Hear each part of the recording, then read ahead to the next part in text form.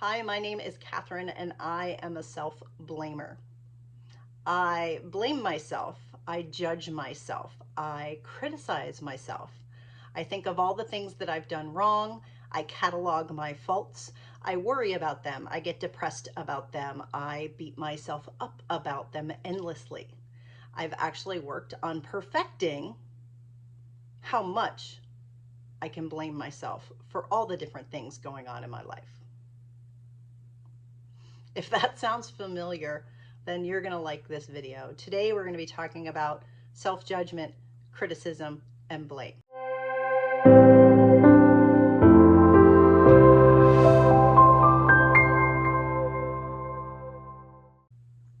Welcome back. My name is Catherine McNulty, and I want to help you get on the path to finding happiness after loss. And I want you to believe that it's absolutely possible. Now, today we're talking about self-judgment, blame, and criticism, which is really the things that stop us from finding true happiness. And I think that this is such an important topic because it comes up in grief a lot. Some of my most popular videos are around guilt. We feel guilty. We feel guilty for the things we did. We feel guilty for the things that we haven't done or didn't do. And we spend a lot of time going through those things over and over and over in our minds. And when we do that, it leads to self-judgment, to blaming ourselves, to self-criticism. And we emotionally and mentally beat ourselves up. And it leaves us feeling awful. Awful for the situation we're in, awful for the people who we are as a person, and just awful about life, right? So this is the actual opposite of the happiness that I want you all to find. Now, I started at the beginning saying that I am a self-proclaimed self-blamer because that is the truth. I think that the people who follow me on this channel, if you have been watching my videos, if you like these videos, then you might be a lot like me, right? What is that? Well, it's being someone who is a little bit perfectionistic, who is highly sensitive, who definitely has a big heart, who is intelligent, and really holds yourself to a higher expectation than you hold anyone else around you. And these are the things that can lead to the self-judgment, blame, self-criticism. Now, sometimes I talk about the gifts of grief. One of the gifts of grief that I have received is learning the ability to stop the self-criticism, to stop the self-judgment, to stop the self-blaming. And what I found is that healing from grief has a lot to do with learning to love yourself again. Because anytime you have anything in your past that is emotionally or mentally troubling to you, whether it's self-created in your mind or something that actually happened to you and traumatized you, it doesn't matter. These are the things that become heightened during our grief response. So anything that you haven't dealt with before comes up during grief. And I think that one of the things that happens to a lot of the folks that I talk to is exactly that there's things that come up, and so our inherent lack of belief in ourselves, lack of self-worthiness, lack of self-acceptance is something that really devastates us during our grief journey. So I want to talk more about that because I want it to stop. I want it to stop. For me, it it is a bit of a lifelong journey to surrender a little bit more, to let go a little bit more, because I have a tendency to hold on tightly to things. It's just the way I'm wired. And you may be that way too. So I am learning to surrender, to let go, to, as Byron Katie says, love what is in her book. And we're going to talk a little bit more about Byron Katie as we go along here. But self-acceptance is, and I have a definition here, the recognition and acceptance of one's own qualities and limitations. So when we blame ourselves, when we judge ourselves, when we criticize ourselves, it's because we're holding ourselves to a high expectation. We believe that we should somehow have not done anything wrong. We believe that we should be perfect. We believe that we are fundamentally not enough. Not enough. And what that does is it hurts us. And the way our brain works is when you start to think about these things, when you start to self-judge or blame or criticize yourself, your brain starts noticing every opportunity that it can find for something else to blame or judge yourself about. So let me give you an example. Let's say, for example, you feel guilty about how you treated a loved one before they passed on. And now, not only are you judging yourself for the way you treated someone else, but then you also judge yourself for judging yourself. And you say, I should be better than this. I should be over this by now. I should be able to let this go. Why am I holding on? And so what happens is your brain notices every opportunity to prove yourself right. So if you say, I am a horrible daughter, I am not worthy because I didn't take care of my wife enough, I am not worthy because I should have known something before the loss, you start to look for ways to prove yourself right. That you're not a good husband, that you weren't a good wife, that you weren't a good daughter or son, that you weren't necessarily the best mother that you could have been, in my case. And you start to collect evidence against yourself. And that's where you start to cycle out of control. And what happens is, depending on the trauma or things that might have happened in your past, when you have a thought and you make a decision, and then you feel a certain way. So if you think the thought, I am a bad daughter, and you have an emotion to that when you think that, which is, I feel unworthy, I feel sad, I feel angry, I feel disappointed in myself. You have those thoughts and you have those emotions, and the more you think those thoughts and the more you have those emotions, it locks it into your brain. So much so that for those of us who are self-proclaimed self-blamers, we have all this evidence and all this proof of why we're not good enough, why we are unworthy, why we should be better than we are. And I find it so interesting because we blame ourselves more than we would blame anyone else, right? So if you take your same situation, let's just use the example that I was using before. I blame myself for being a bad daughter. Let's say I didn't take care of my mother who was on hospice the way I feel like I should. I should have done more. I didn't do enough. And then we find all the reasons to prove ourselves right about that. But if you were to ask that same question, if one of your friends had done the exact same things that you did,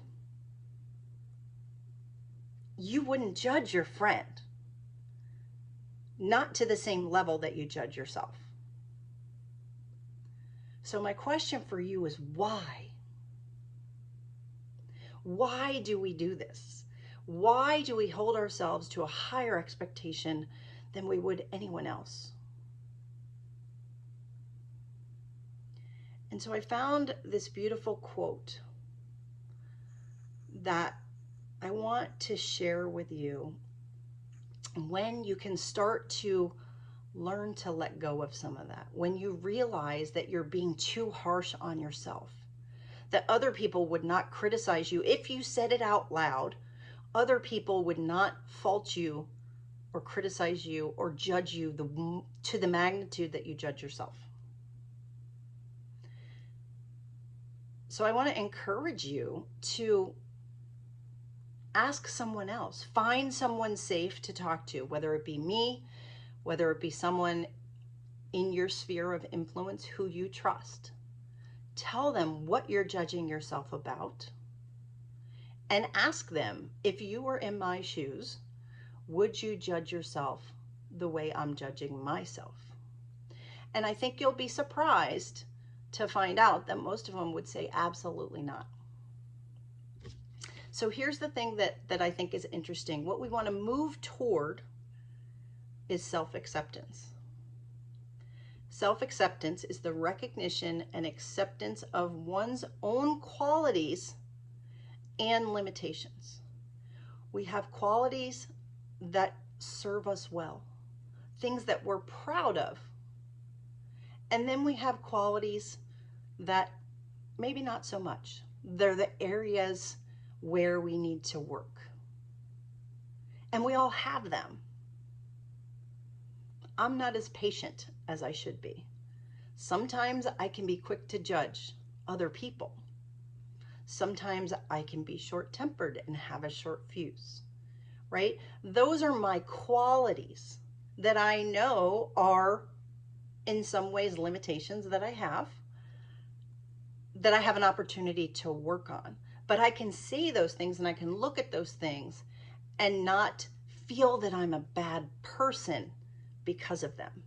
Because I have other qualities that are very redeeming. I have a huge heart and I want to help everyone. That's why I do these videos. I have the capacity to sit with people in their moments of greatest pain and allow them to feel heard. Those are some of my better qualities. But we also have limitations. And so when you can look at your good qualities, look at your not so good qualities, and accept yourself for being less than perfect, for being less than what you consider to be your own ideal, and say, I have limitations, but I'm working on them. That is what self-acceptance is. And I found this quote, which I really, really like. And it says, and I apologize, I didn't capture where it was from. It's from a book. I could probably find it. I'll drop it below. When you begin to accept yourself the way you are right now, you begin a new life with new possibilities that did not exist before because you were so caught up in the struggle against reality that was all you could do. So you begin a new life. When you accept yourself, you can begin a new life with new possibilities. I was talking to someone yesterday and she says, I feel so guilty. How do I forgive myself? And we went through all the process about, rethinking things and reevaluating. Am I being too hard on myself? And we did all of that. And she says, I still can't let go. I still feel guilty. And we talked about it, and she still felt guilty because she was choosing to feel guilty. At some point, you have to be able to look at yourself, Observe what's happening. So step outside of yourself almost. And notice when you're feeling super guilty, how you're judging yourself, how you're criticizing yourself, how you're blaming yourself, all of the thoughts. And realize that that is only part of who you are, and that you have so many other good qualities, the things that are super valuable about yourself. And then be able to say, I'm going to stop it. I'm going to stop self-judgment, self-criticism, self-blame. And you can choose to accept yourself. You can choose to love what is. Like Byron Katie's book says. And in my next video, I'll talk more about Byron Katie and the work that she does. There's a really good video that I'll drop a link below, but it really is a choice. And the video is called Stop It. And it's a woman who goes to therapy to Bob Newhart in this video is the therapist. And it's called Stop It. And it's hilarious. And so I want you guys to laugh. So I'll drop a link below so you can look it up. You can just search it on YouTube. It's Bob Newhart, Stop It. But essentially, we get to make a choice. So when you judge yourself, when you blame yourself, when you criticize yourself, I want you to think of me saying, stop it, and put a better thought in your head. And say, I forgive myself. I make mistakes. I have limitations. I am not perfect, but I am worthy. So if you are relating to this video and you've stuck with me through this 17 minutes, I want you to know that you are worth it. We are all worthy of love, of belonging, of support, of forgiveness. We are all worthy of grace.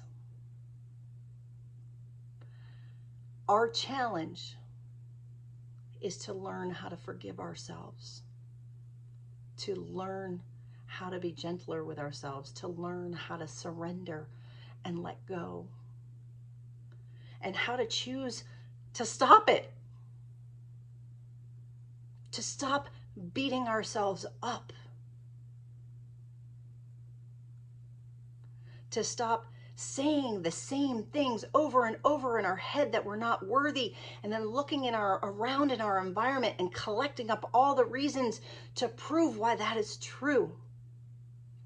And instead lean into self-acceptance and say, where can I forgive myself? Where can I love myself? Where can I give myself some grace and say, okay, I wasn't perfect.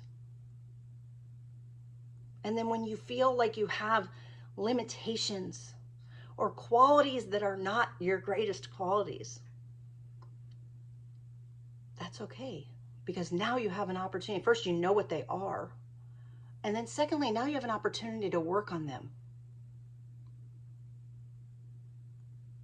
And you can work on yourself. And the path to happiness after loss has a whole heck of a lot to do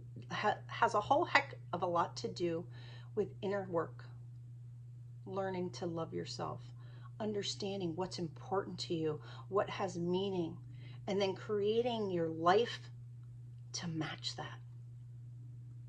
And so often when we're grieving, we find out that that's incongruent, that what's truly important to us we don't have in our life. And so we need to create it. We first have to understand what that is, and then we have to go after and create it. But you can't do that if you can't learn to forgive yourself.